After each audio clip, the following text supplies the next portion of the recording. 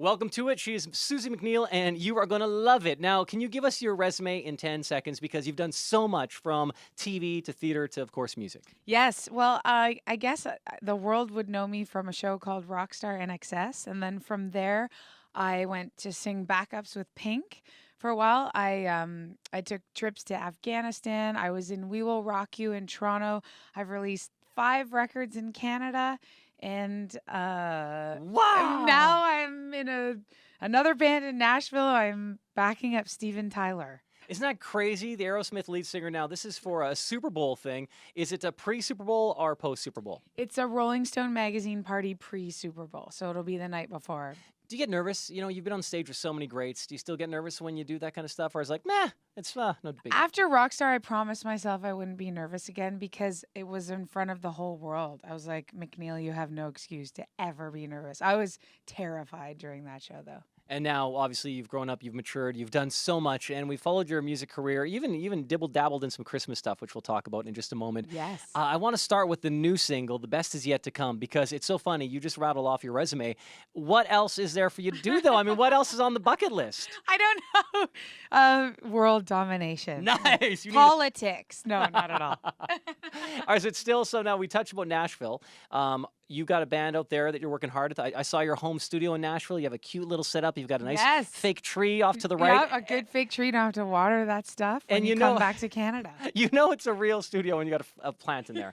It officially becomes Yes. workable. Homely. Homey. So do you like working in a home studio? Is that where you get all your great ideas from? Well, actually, you ask what's in my future. I don't know how to use Pro Tools and that stuff. I've always worked with a producer. So I actually just signed a publishing deal down in Nashville too. So I'm going to start like demoing my own songs and just being, getting into that side creatively. I don't know if I'll be able to pull it off because I have serious ADD and I can't sit in front of a computer screen that long, but I'm going to try challenges, right? So I'm going to challenge myself. As long as it's up on the screen when people come in, they're like, oh, you use Pro Tools. Oh, You're yes. so busy at Yeah, work exactly. right now. And I'm like watching TV. Thank you. So with the country world, do you find that now that line is blurred where Suzie McNeil is allowed to do, cool pop, cool rock, and cool country? Do you think you can do it all now? Well, I also, the older I get, the more I'm just like, I don't care and there's no rules. And I'm able to sing and I enjoy so many different types of music. And as I've gone more into the sort of the pop world and trying to bring it back into a little R&B flavor, I've also had that side of me that like loves to rock out. So, and also country is, I spend so much time in Nashville writing and stuff. It just felt so right. My new husband is in the band. It's like a real family band. So I feel like I can sort of get all of what I have to say and sing about out in all my different projects. So you got married in June. Your husband is extremely cool, lovely, lovely guy. Oh. We're gonna meet him in a moment when he plays guitar for us. Oh, nice. Can you explain what is the one thing that he's added to your life? First of all, artistically. Well, it's so amazing to be able to share this business with the person that you're with. Hi. Oh, look at that. Waving, blowing kisses.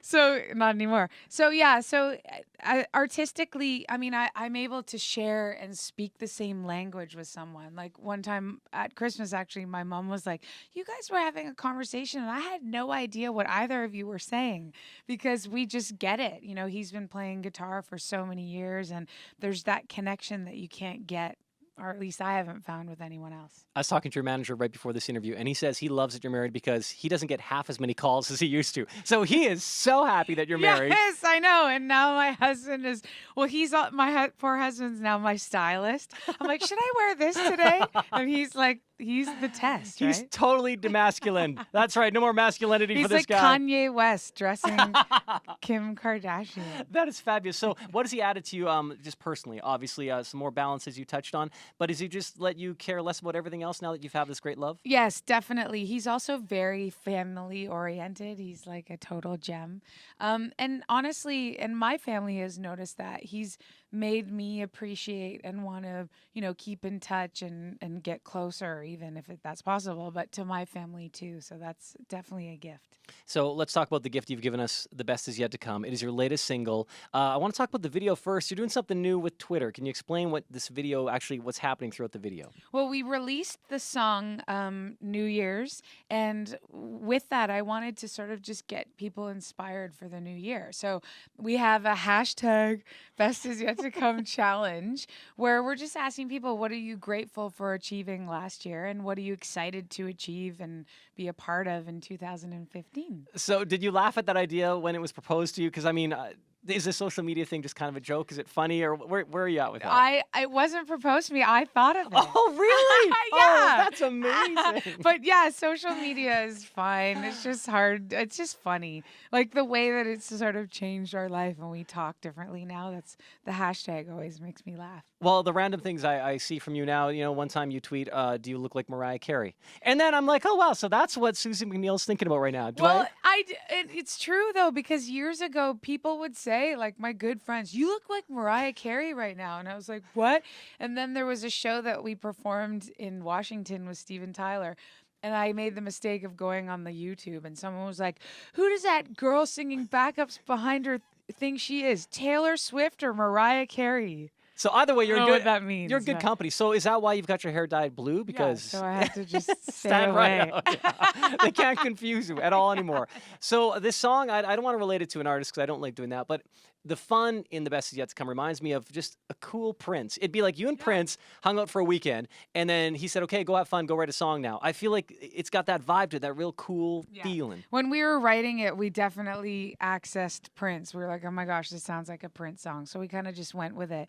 And I feel like, it's time to bring the 80s back, baby. I mean, that was my heyday time. So we put an 80s flair into it. What's the one fashion trend from the 80s you'd want to bring back? And what's one that you want to get rid of? MC Hammer pants. Oh, yeah. These are close. They are very close. Sorry, they're dirty. Lots of, that's all right. We should have looked at before we talked about pants.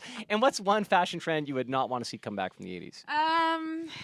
Yeah, I don't know. There was a lot of, my manager's saying headbands. Oh, yeah. What, the tennis headbands? I love those. Yep.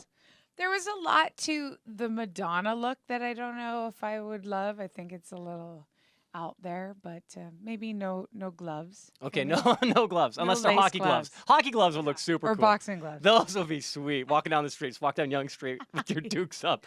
So where'd you get the inspiration when you wrote the song? Where'd this all come from? Tell us about it right before we get to hear a live acoustic version. Well, we were just, it was myself and Kevin and another guy, and we were just throwing around ideas, and I was just feeling really great about my life and where I was and my new marriage and everything. So it's like it couldn't get better than that.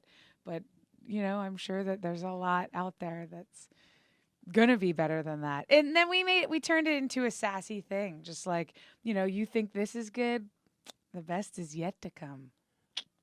Whoa! Hashtag. You always got a hashtag before you say hashtag best. Crazy. Suzie McNeil, thank you for your time. Congratulations on the new song. All the work in Nashville with this country group that's going to be just mind-blowing.